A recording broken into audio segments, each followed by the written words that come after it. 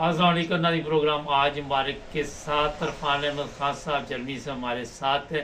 खान साहब ये बताइए कि इलेक्शन के नतायज अभी तक मुकम्मल नहीं हो रहे, कब तक हो जाएंगे? ये 2024 में हो जाएंगे? एक दो सीटों पर रह गए जिन पे कल पोलिंग होनी है मंडे को।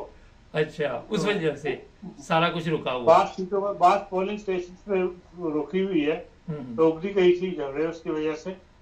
तो वो मंडे को कहाँ हो जाएगी। उसके बाद उम्मीद है कि इंशाल्लाह 2-3 दिन में अनाउंस हो जाएंगे यहाँ पे फाइनल रिजल्ट, बल्कि हो सकता है ट्यूसडे को ही हो जाए।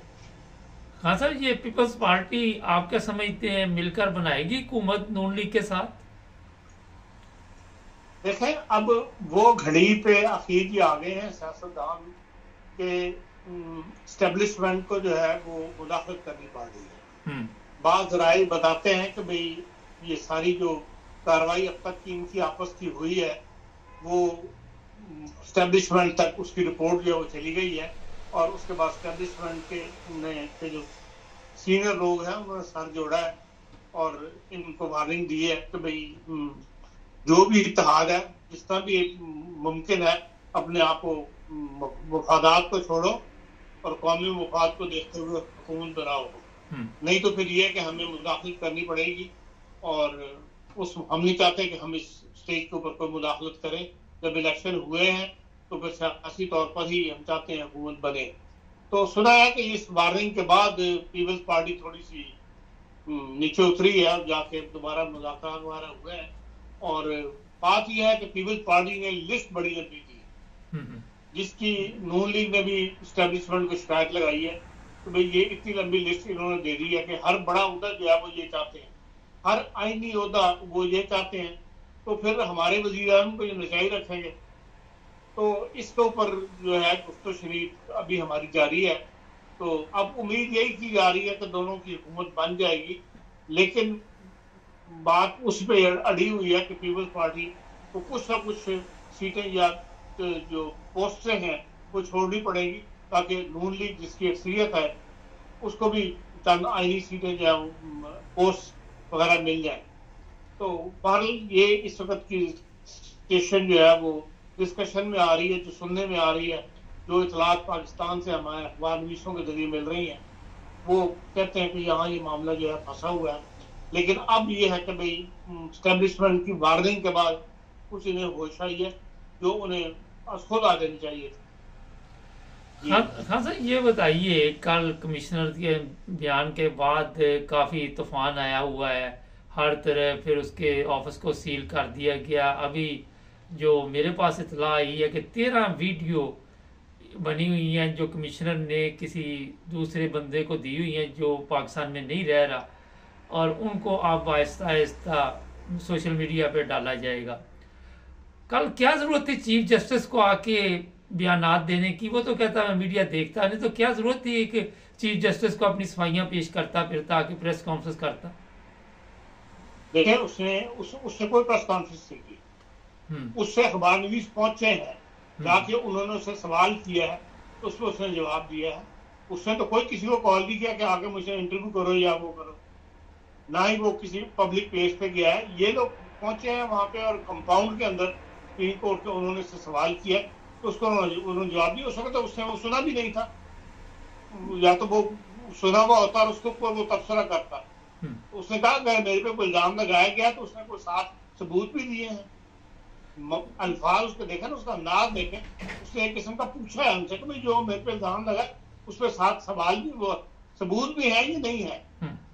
तो कल मैं कोई ऐसी बड़ी बात नहीं समझता जिसके ऊपर को आपको इतराज होना चाहिए या किसी। हाँ साहब, कल ही प्रेस वालों ने उसके पास पहुंचना था। इंतजार कर लें, 19 तारीख कल आ रही है, कल समाप्त होनी है इलेक्शन कमीशन के खिलाफ जो अपील हुई है उसमें थी, बात सामने आ जाएगी सारी।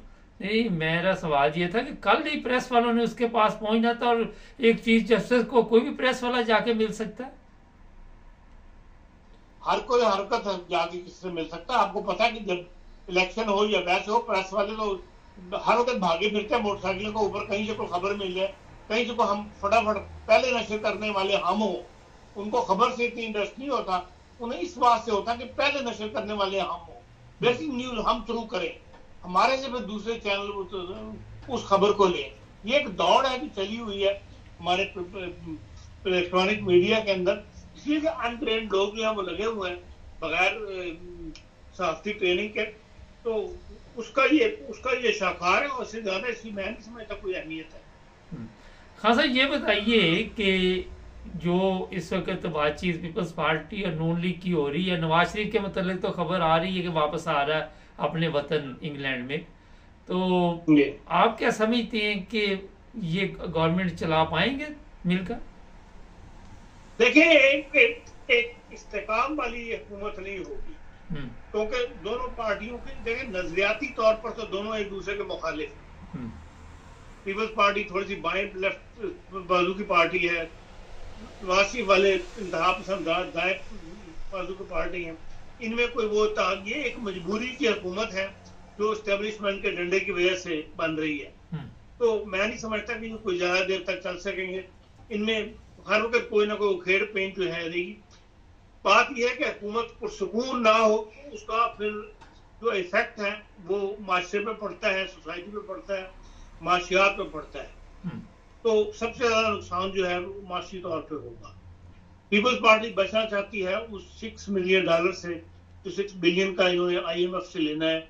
वो ये चाहते हैं कि ये उनसे ले ले, पैकेज में हम शामिल ना हो, पैकेज में सिर्फ नून लीग उनके साथ डील करे, और उसके बाद जो है फिर हम उसमें शामिल हो जाए हुकूमती पदों के अंदर, फिर हमें बेशक वजारतें मिल जाए, ताकि सारा बोझ जो है वो उनके ऊपर आए।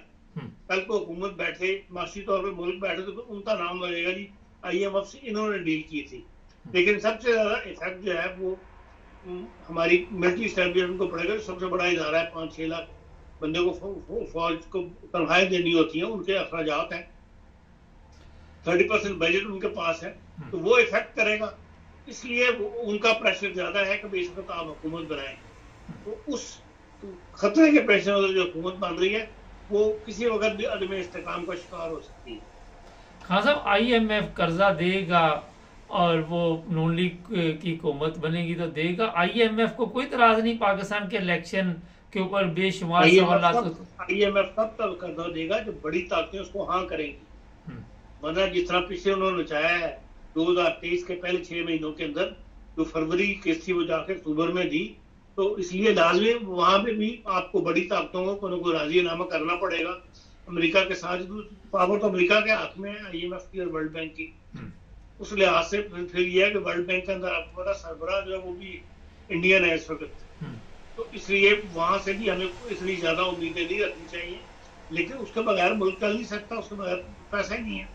इसलिए बज़ाहिर यही नजर आता है कि अमेरिकन पॉलिसी की हिमायत की जाएगी और उसी के तहत फिर आपको कर्जे मिलेंगे। हाँ सर, आखिर में बताइए, अगर ये दोनों आपस में मिलकर नहीं बैठते तो कोई मार्शल लॉ वगैरह का भी हो सकता है, कुछ इस तरह का ऐलान भी? नहीं, मैं मार्शल लॉ तो नहीं देखता। हाँ, ये हो सकता है मुल्क में इमरजेंसी लगा दी जाए और एक कमीशन बैठा दिया जाए कि क्योंकि हर पार्टी कह रही है कि धांधली हुई है, तो उस धांधली की इंक्वायरी के लिए सुप्रीम कोर्ट को कमीशन मुकर्रर कर दे।